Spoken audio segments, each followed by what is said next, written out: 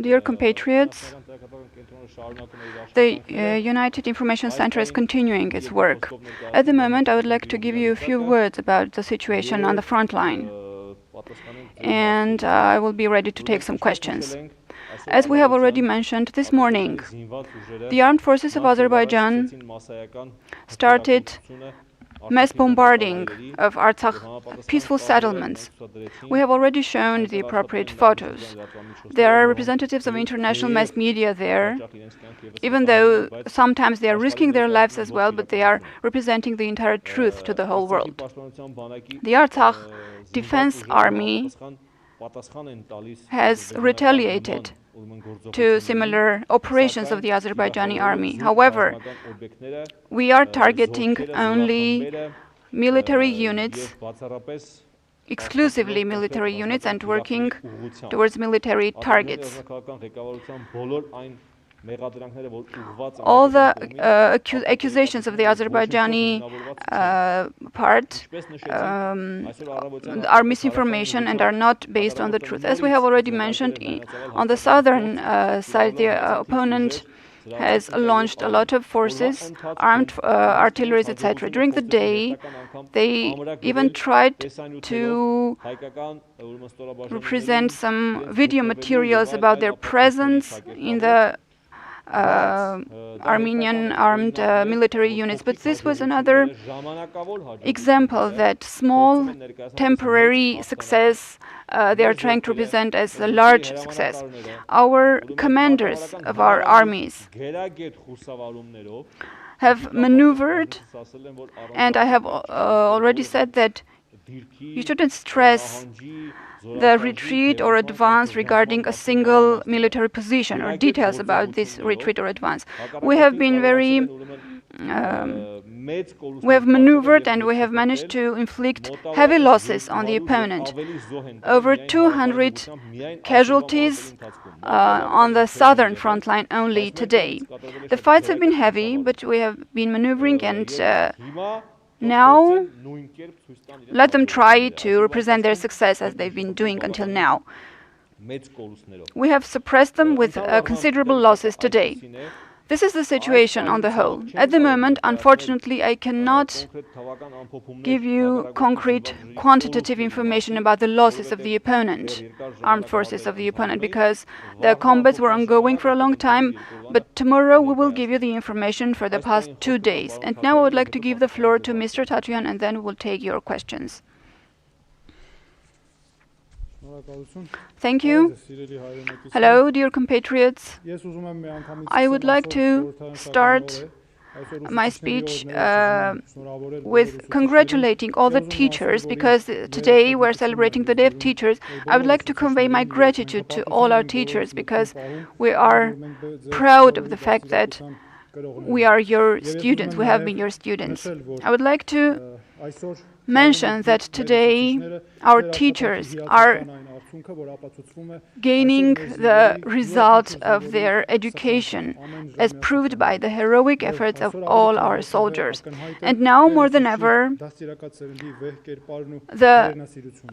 the image of the soldiers, of the pupils educated by our teachers, is quite evident. I think this is the highest appraisal of the teacher's job.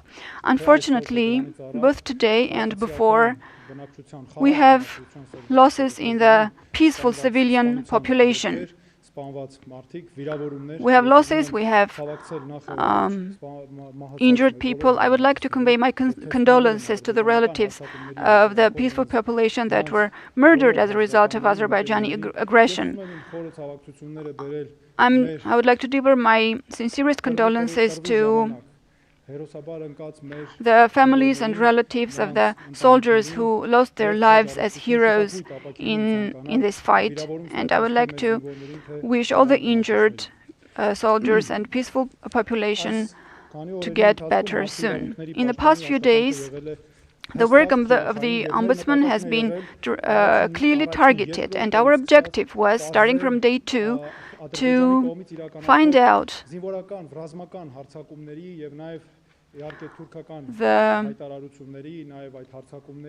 the to find out the logic behind the aggression and the attack of the Azerbaijani and the Turkish armed forces, because this is directly related to the human lives and right to human lives and to the destructions that are being caused. And it is very important for us to show the nature of the politics behind this, because ethnic cleansing, the objective of ethnic cleansing, is quite obvious to me here. They are using terrorizing actions against peaceful population. We have several factors here. From day one, they are targeting peaceful civilian population, civilian settlements. This is an obvious fact. This is testified to not only by the video materials that we have, but also the heavy consequences that we have faced. I would like to mention that they are using prohibited ammunition. Ammunition that is prohibited from the point of view of protecting peaceful population. It is important to stress that the attacks are both air attacks and ground attacks. Recently, when we finished our fact-finding mission in Gegharkunik region of Armenia and we published the data today regarding both Artsakh and Armenia, we can see obviously that the drones used are targeting civilian population in order to destroy. For example, in Gegharkunik region, our studies showed that the strikes were mainly done late in the evening or at night, when people are for sure at home and mostly asleep. Besides, all our studies and missions show that drone attacks, in case of Armenia, for example, were done against the civilian settlements where there are a lot of people.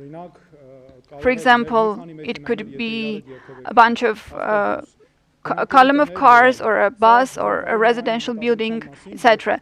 This testifies to the intent of targeting civilian population and to inflict as many losses on the civilian population as possible. Besides, of course, in Artsakh, the drones were also used and inflicted even heavier losses, both on the civilian population and on buildings and infrastructure. In Armenia, we also had a victim, a civilian victim. We had injured people and also burned buildings. I would like to also speak about prohibited ammunition. Starting from day one, 27th of September, 28th of September, and also since October the 2nd until now, they have used LAR 160 and Smerch missiles. I would like to emphasize that in the international humanitarian law, these are prohibited weapons. The thing is that this cassette ammunition cannot differentiate between armed forces, objects of armed forces, and peaceful population, and therefore they are prohibited because objectively it is quite impossible to direct the strike towards a military unit. And it is obvious that these ammunitions and weapons are widely used in Artsakh as well. And this is also proved by our proofs that we have gained, and we are going to send these to international structures in accordance with the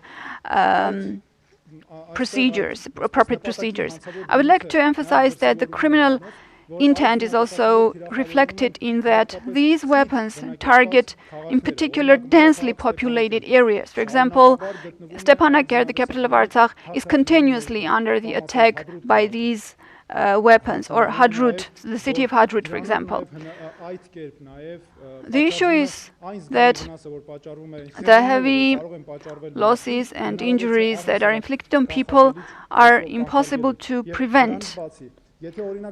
Apart from this, if we take the targeted operations against journalists, especially international journalists, it's obvious that, again, it's impossible to speak about any differentiation. The state agencies of Azerbaijan, for example, the Ministry of Foreign Affairs of Azerbaijan, is declaring that Armenia and Artsakh should be responsible for this. No. Under the circumstances, the responsibility does not lie with either Artsakh or Armenia, because neither Artsakh nor Armenia are attacking. It is important, in order to unveil the criminal intent, it is important to take into account the factor of the legionnaires. We have produced proof about the involvement of legionnaires, and the international procedures speak about the fact that the use of legionnaires, any type of involvement of legionnaires, are considered a crime. Furthermore, according to UN resolutions, the people who have done this should face criminal responsibility. Furthermore, all the situations where even these type of consequences have not occurred are still highly criticized. The UN resolutions have especially prescribed the prohibition of using these legionnaires, especially when they are used for prohibiting the exercise of the right of self-determination of people, because they're considered a threat to human rights. Another important factor that we should take into account is that the enormous wave of hatred and hate speech that we have against ethnic Armenians. This wave of hate and this hate speech has always been present, but since 27th of September, it has been more coordinated and is especially present in the social networks. We're speaking about dissemination of aggressive video materials. We're speaking about coordinated calls for violence and murder, and dissemination of materials calling for violence and murder. Our studies testify to the fact that these come from both Azerbaijani and Turkish sources. I would also like to emphasize that all these components that I have mentioned should be considered as part of one chain, as part of one phenomenon. So obviously, we are dealing with a policy that is promoting terrorism and also ethnic cleansings. This is important to underline. In this regard, the Ombudsman of Armenia, within the framework of its powers, because we are speaking about a wide range of violation of human rights, gross violation of international human rights, and therefore all the studies that we have initiated are continuously being sent to international structures. I would like to stress that the role of the international organizations is huge here. They have to take concrete actions here. The situation is not one where you can confuse with an international conference and raise a glass to it. We need concrete actions here, we need concrete steps here, because speeches or unaddressed actions cannot prevent these phenomena. These are deeply rooted actions that can lead to a humanitarian disaster, as they already have. Thank you.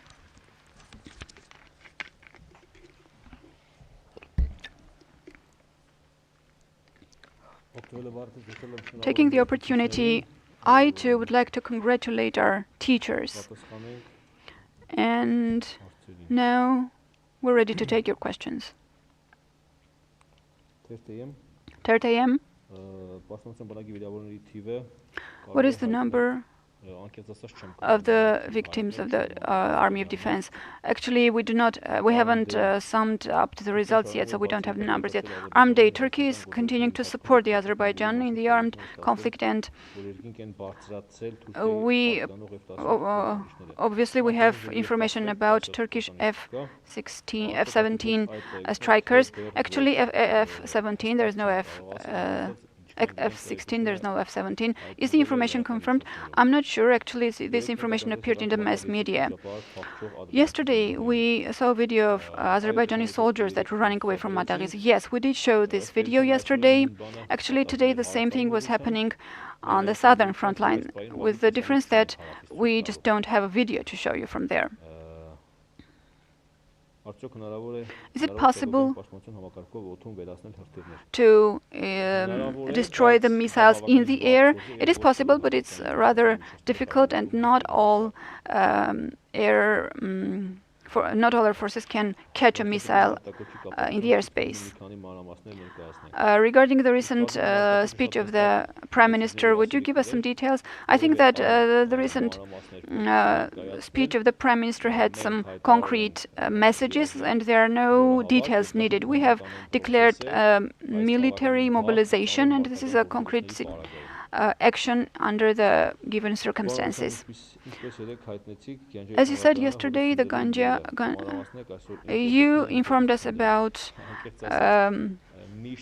destroying the Ganja airport. What have you destroyed today? Actually, we do not always give the names of the infrastructures that we have destroyed, but this doesn't mean that we haven't destroyed them. But we do not always give, it is not always necessary to give concrete details about destroyed enemy infrastructures. And the news is not static. The situation can change from minute to minute. And this changes are dynamic, because we are going to win. And if there are no more questions, Mr. Tatoyan, do we? These are all the questions on my list. Okay, thank you. See you soon. Follow us from Yerevan, follow us from Stepanakert. We are going to work 24 hours a day.